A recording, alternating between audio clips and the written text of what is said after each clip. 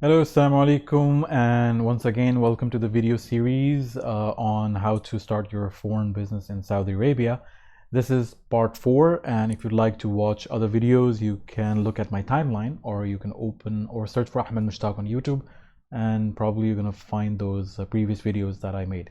Those are apparently more popular, and I'm so grateful for all the support I have been receiving through those comments and direct messages, and which made me realize that there's such a informational gap there. Not a lot of people know about this. And guys, I'm doing this for free. I'm not charging. I'm not a consultant. I'm not licensed to provide consultancy. So all these opinions are my opinions, my views. So please do check the facts. Please do check with the relevant ministries, and please do your homework. And I'm sharing my personal journey because I am running a tech agency in Saudi Arabia. I'm a foreign investor, and it has been a very interesting journey. And alhamdulillah, we're able to establish a business. We were able to have employees. We're able to be part of this economy.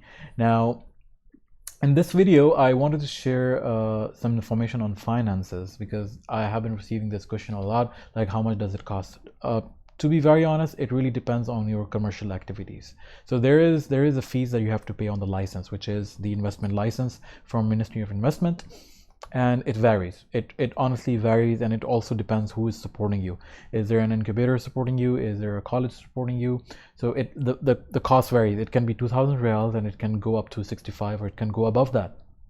Now, what I know is that first year it's a discounted price, and that after the first year they charge you a full price because it takes almost some time. They give you a time to establish your business, especially you're a foreigner and you don't know about the rules and regulations here. So they give you a 1 year grace period.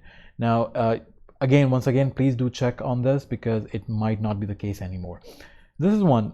Secondly, there is cost associated with renewing your commercial entity. There's cost associated with Ministry of Labor because you, at the end of the day, you are a foreigner and you will be part of this company as a managing director or general manager, and you have to pay for that fees. This question has been asked a lot to me. Like, they think that, okay, since you will be your own kafil, you would not be paying for those Ministry of Labor dues. Actually, it's not true.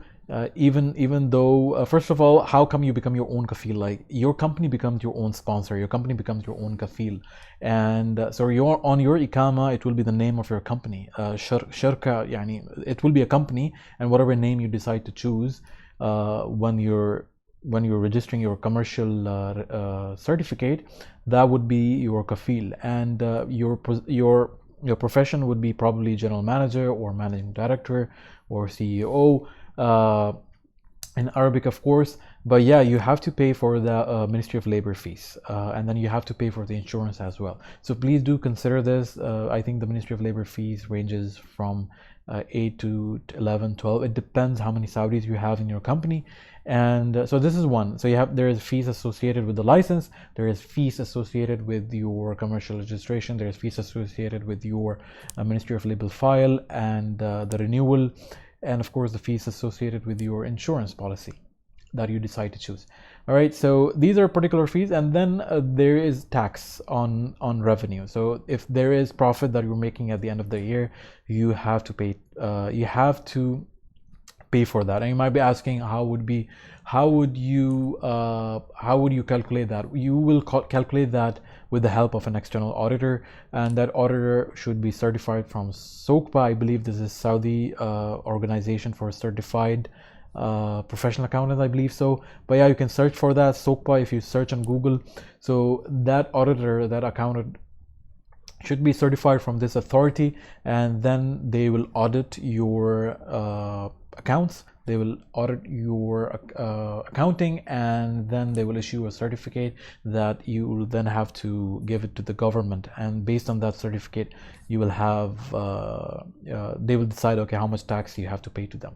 So yeah, that's pretty much about it. I hope I didn't miss any important detail, but if I did, please do write me down in the comment section. Please, I do prefer comments. I am very lazy when it comes to replying to messages. please write down in the comments, because you will allow others to also benefit from your questions, and maybe someone else who is better in knowledge can reply back to you. Thank you once again, and please do share with others who you think might benefit from this information, and do also suggest if there is something that you want me to cover.